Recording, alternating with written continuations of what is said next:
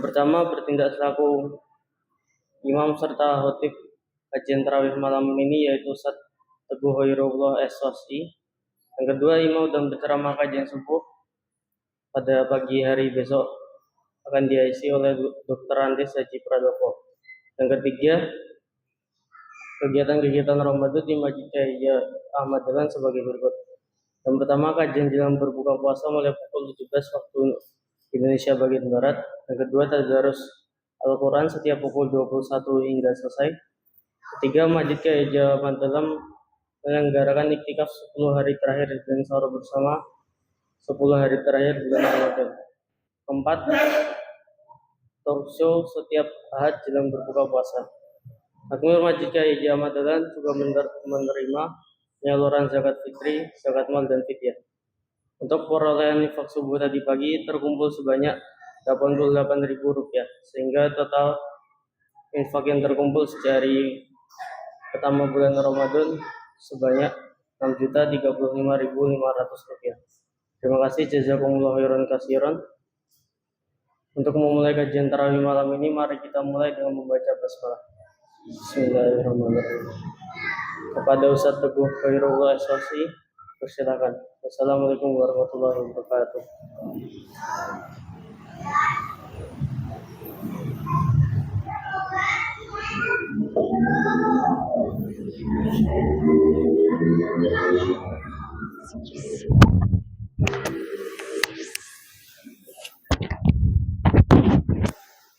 Bismillah, Assalamualaikum warahmatullahi wabarakatuh. Alhamdulillahi rabbil alamin wa bihi nasta'inu ala umuri dunya waddin wa ashhadu an la ilaha illallah wahdahu la syarika lah wa ashhadu anna Muhammadan 'abduhu wa rasuluhu la nabiyya ba'dahu wa la rasula ba'dahu. Allahumma salli wa sallim wa barik ala nabiyyina Muhammadin wa ala alihi wa ashabihi wa man tabi'ahum bi ihsanin ila yaumiddin. Wa qala Allah ta'ala fil Qur'anil 'azim, a'udzu billahi minasy syaithanir rajim, ya ayyuhalladzina amanu taqullaha haqqa tuqatih wa la tamutunna illa wa antum muslimun. Usikum wa nafsi bi taqwallahi faqad fazal muttaqun. Amma ba'du. Bapak Ibu jamaah salat Isya dan tarawih, semoga semuanya senantiasa dirahmati oleh Allah Subhanahu wa taala. Marilah pertama memperbanyak rasa syukur kepada Allah Subhanahu wa taala, karena Allah sangat banyak sekali memberikan nikmat-Nya kepada kita, sehingga dengan nikmat yang Allah berikan ini masih mampu kita semaksimal mungkin, semampu kita untuk terus bertaqarrub ila Allah, mendekatkan diri kepada Allah Subhanahu wa taala. Salawat dan salam tidak lupa pula kita sampaikan kepada Nabi yang mulia, Nabi Muhammad sallallahu alaihi wasallam, manusia terbaik yang pernah Allah utus di muka bumi ini, yang menjadi suri tauladan kita. Allah firmankan di dalam Al-Quran, laqad kana lakum fi rasulillahi uswatun hasanah. Sesungguhnya pada diri Rasulullah sallallahu alaihi wasallam itu terdapat suri tauladan yang baik. Maka kita sebagai umat Rasulullah yang mengaku umat Rasulullah sallallahu alaihi wasallam wajib ittiba', mengikuti apa yang beliau katakan, beliau amalkan dan beliau tetapkan. Semoga kita termasuk dari umat Rasulullah sallallahu alaihi wasallam yang mendapatkan syafaat beliau di yaumil akhir nanti. Amin ya rabbal alamin. Bapak Ibu yang dirahmati oleh Allah Subhanahu wa taala, kali pertama saya di sini berdiri di mimbar ini berbicara, eloknya saya memperkenalkan diri sedikit. Nama saya Teguh Khairullah, asal saya dari Aceh Bapak Ibu. Jadi kula nuwun, kula mboten saged basa Jawa nih. Jadi saya pakainya bahasa Indonesia, tidak apa-apa Bapak Ibu ya, insyaallah. Intinya apa yang kita sampaikan malam ini semoga bermanfaat untuk diri saya dan kepada seluruh jamaah yang ada. Bapak Ibu yang dirahmati oleh Allah Subhanahu wa taala, Allah Subhanahu wa taala mengkaruniai kepada kita Allah memilih hamba-hambanya, mentakdirkan hamba-hambanya yang ditakdirkannya untuk hadir pada bulan yang mulia, pada bulan yang berkah, yaitu bulan Ramadan. Tidak ada bulan yang lebih baik daripada bulan Ramadan ini. Wajib kita bersyukur kepada Allah Subhanahu wa taala, karena ini adalah karunia yang sangat besar. Tidak semua orang merasakan apa yang kita rasakan pada saat sekarang ini. Mungkin tahun lalu, bahkan sebelum Ramadan datang, ada saudara-saudara kita yang masih satu saf, yang masih berada di samping kita, yang masih bersama-sama untuk bertakwa menuju ketakwaan kepada Allah Subhanahu wa taala, tetapi Allah cabut nyawa mereka. Kitalah yang masih Allah berikan kesempatan untuk terus merealisasikan tujuan kehidupan kita, merealisasikan ketakwaan kita kepada Allah Subhanahu wa taala. Maka jangan disia-siakan nikmat yang Allah berikan. Maka kalau kita bersyukur kepada Allah, yakinilah Allah pasti akan menambahkan nikmat-Nya kepada kita. Tapi kalau kita kufur, Allah bahkan mengancam atau memperingati hambanya akan azabnya yang sangat pedih.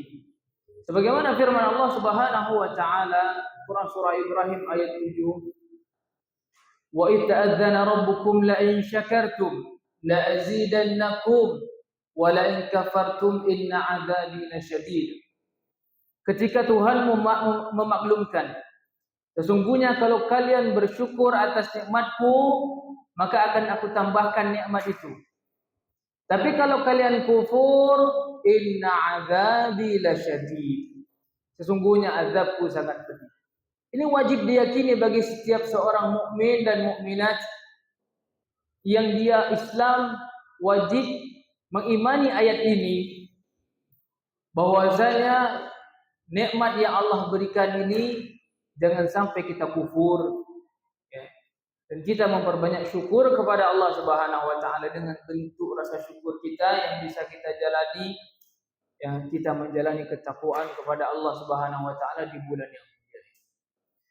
Bapak Ibu yang dirahmati oleh Allah Subhanahu wa taala, alasan kenapa wajibnya kita bersyukur kepada Allah Subhanahu wa taala adalah Allah telah menakdirkan, memilih hamba-hambanya masuk kepada bulan yang sangat banyak pengampunannya dan sangat banyak pengharapannya.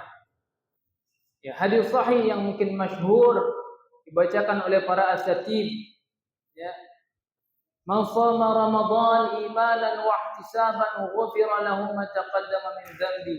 Man qama ramadan imanan wa ihtisaban ghufira lahu ma taqaddama min dhanbi. Man qama lailatul qadar imanan wa ihtisaban ghufira lahu ma taqaddama min dhanbi.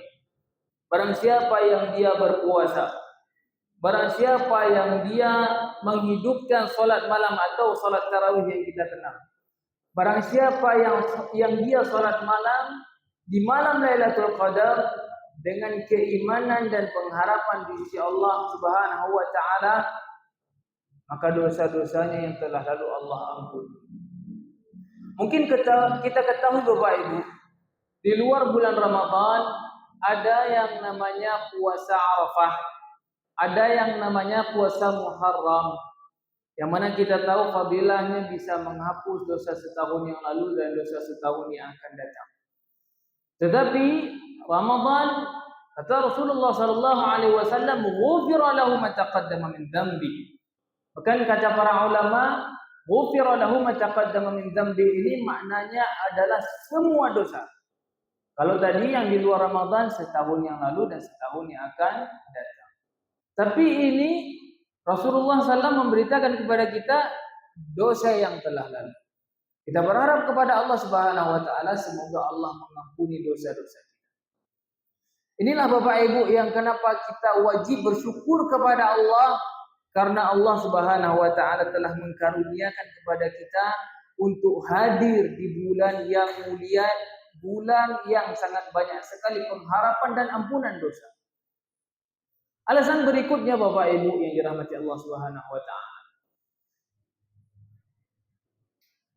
Kita wajib bersyukur kepada Allah Subhanahu wa taala karena Allah Subhanahu wa taala telah memasukkan kita ke dalam bulan yang mulia yang di mana terrealisasikannya ketakwaan tersebut. Ya.